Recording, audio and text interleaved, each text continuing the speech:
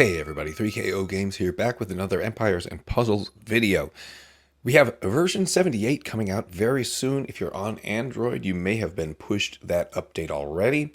iOS, not yet, but I'm reading about this here in the forum and thought we would talk about it together, let you know what's going to happen. I read through it once, kind of quickly, and it kind of reminded me of Psychosis a couple weeks ago, maybe it was a couple months ago now. Did a survey about what kinds of improvements the players would like to see in Empires and Puzzles. And by and large, people were talking about quality of life type fixes. Version 78 to me does not look too big as far as what they're doing, but I appreciate that there are just some small quality of life improvements here. So I don't know, that's my take on the whole thing. There's nothing in here that's screaming red flags about what's to come so far. But let's go in and read about the details now. So, War of Three Kingdoms Improvements, Outlaws of Liangshan Family. Well, thankfully, they're getting a new passive because they just need something else. So now they all have that critical special attack, right? And now if they attack and have a critical attack, they're getting a health boost too. Great, because they need something. They're just not very good. Sorry, morning coffee here. Okay, that's a little silly. However, this reserve timer is a small thing that's actually kind of nice. We've added a feature that allows you to continue your attack against the same opponent. This timer is activated if the opponent's team was not fully defeated in your previous attack, and it reserves that opponent for you to attack again. Currently set to 60 seconds if you stay online after the battle. I mean, I think it's happened to all of us that we're playing War of Three Kingdoms and want to go in and clean, and somebody steals it from us, right from under us. There are players in those War of Three Kingdoms that are just waiting to poach a clean from everybody. The other fix there that's not really addressed is that the points are way off. Like you get 1 or 2 points for a sizable hit, and the rest of the points for a clean, kind of no matter what size that clean is. So, I mean, I appreciate the reserve timer. If we altered the point value, it wouldn't be so attractive to go for a clean, because like you go for a easy clean and you're getting 28 points instead of 30. Like, well, I'm just going to do that. But in the meantime, the reserve timer, kind of nice. Pop-up for received lucky coins should now show up more reliably. Oh, sure. Yeah, I read about the red lucky coins, and I was kind of unaware. Do I have some? But I guess so. Dragon hearts convert unwanted dragons into dragon hearts by using them to commend a dragon that is already at max level. Okay, when you have collected enough dragon hearts, you automatically get a reward. Commending dragons follows similar rules as leveling up dragons. Commending higher rarity dragons earns you more dragon hearts but costs more resources. Dragon hearts progress is shared among all dragons. Okay, I have some questions about this. First of all, dragon hearts progress is shared among all dragons. So you get rid of a dragon that you don't want, and it improves all of your dragons.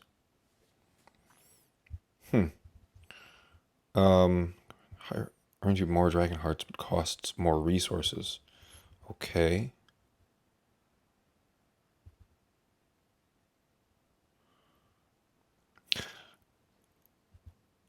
there's a quality of life thing here for sure. I mean, hey,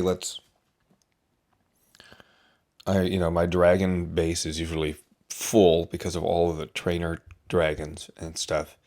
And I don't have that many dragons I actually want to level.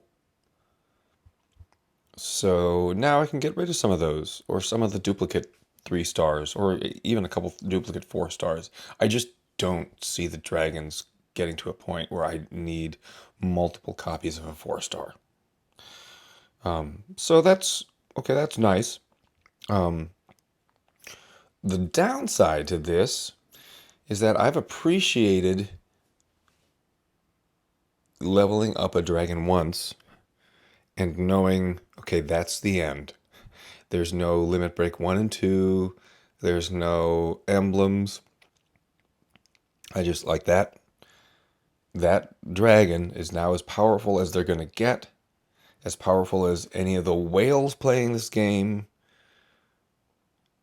And my dragons in my raid will actually stand up pretty well because I've got a 4 star dragon in every color now. And now there's going to be a race to go even higher. So there's a plus and minus here to the Dragon Hearts thing. Okay, Hero League guest heroes. Each Hero League has a selection of guest heroes from the featured families that will assist you through league rounds. Guest heroes are donated upon registration and are only available in this league. So they're taking a cue from the wrestling thing, which was kind of fun. It was fine. I mean, some nice loot at the end after we waited and waited. Guest heroes should only be visible in the league. No trace of them should appear in any other game modes. So you won't have it say that your strongest hero is somebody that you don't actually have, John Cena. Best possible league defense team considering guest heroes should be pre-selected for defense attack team upon registration. Within the league, there are no additional restrictions on guest heroes. They can be used like any other hero. They will not be included in the guest roster. Do not affect available slots. They can't be pinned or set as a favorite. They do not affect museum progress, path of adventure challenges, or missions. Okay.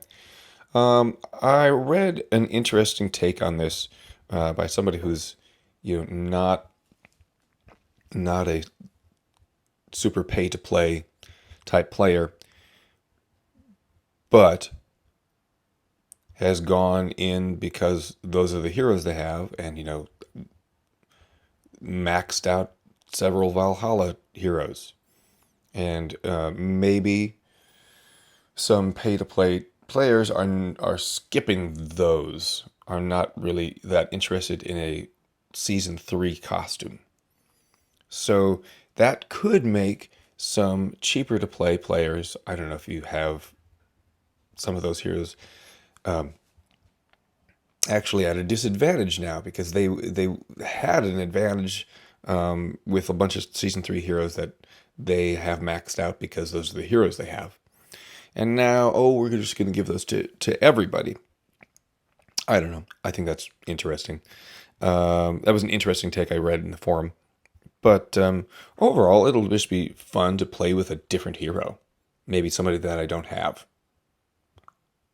Overall, I like this.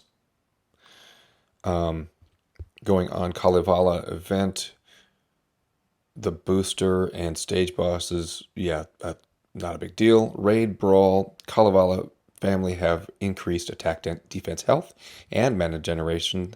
They resist mana reductions and status ailments that affect mana generation or prevent the use of special skills. This is during the Raid Brawl of Kalevala. That'll be nice. I don't have much Kalevala.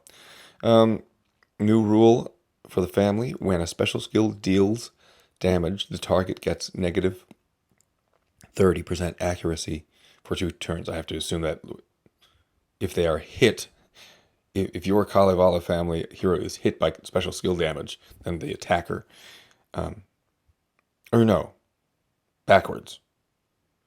Your Kalevala family member hits somebody with special skill damage, then that hit target gets negative 30% accuracy for 2 turns. Okay. Wilderness summons are going to include the Wildcats. Clawing damage updated. Okay. Extra damage and defense reduction now also applies to enemies with active defense buffs. Interesting. Family bonus updated if special skill damage is dodged. Now also deals damage to the attacker. Okay. Doing little things to try to make these Wildcats a little bit stronger. They were a little bit disappointing for most. I haven't really struggled against them when playing against them on defense. They're annoying because they keep reviving, but it's kind of fine. Also, a new icon for Surge Bleed. Well, that doesn't do anything. Epic Hero Summon Update. Legendary featured heroes will be drawn from a selection that does not include the classic family. There will be a new legendary featured hero each day. Interesting. I don't know. I still want to save my Epic Hero tokens for a seasonal event that I like. I don't want to use it just in that in the Epic Hero summon. Well, maybe you do. Maybe you do. Maybe you really don't like the seasonal heroes, but there's like one pretty good legendary featured hero, and you want to use those Epic Hero summon tokens there. But then you just have a chance of just getting season ones, right? Oh well. In battle, hero info opens.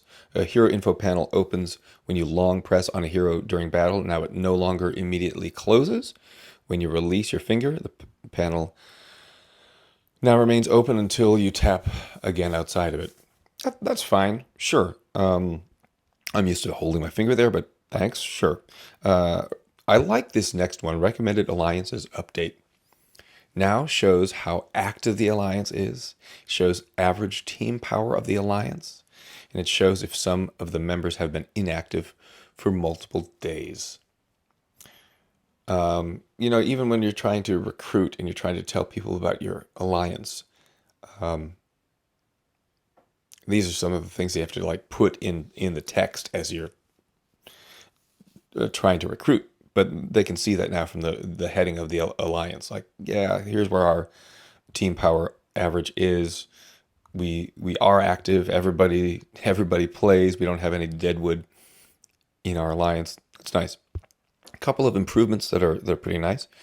War Equalizer now specifies that it does not remove interminable effects. I think we all just understand that, but that's okay. Growth, wither, that stuff. War Defense Team autofill function improved. I'll see what that actually means. Improved raid info box. I don't think that's great. I like this one. Push notification if you've participated in the war that is ending and you still have unused energy. Yeah. Man. Especially for those alliance members that are not on Discord or Line. Oh, I don't want to do that. And then there's an hour left. They have 5 flags left. And there's no way to get in touch with them. Hey, do your alliance a favor. Get Discord or Line, whatever app your alliance uses to communicate outside of the war. Get it. You don't have to dedicate your life to communication there, but that's just a way that they can ding you if Titan's going down or war is ending. But now the game is going to also push you a notification that the war is ending. I kind of like that. New roster filter recency. You can sort the heroes and dragons so that the latest received ones are shown first. Okay. I just don't pull that much that I would need to like, oh shoot, where is that one? I can find it pretty easily. Multi-line text input in the chat. That's pretty nice. The chat feature has always been very, very clumsy. So anything they can do to make it a little bit better is pretty good. Fixes don't really say much to me. Those are my thoughts about Version 78. Again, there's nothing here that's going to break the game. Um, there are small things that I'm happy about. There are one or two things that I'm a little bit leery about, but we roll on. We keep improving. We keep changing. That is the only constant, my friends. Thank you for checking out the video. Let me know what you think down below. And I hope you have a wonderful day. We'll see you next time.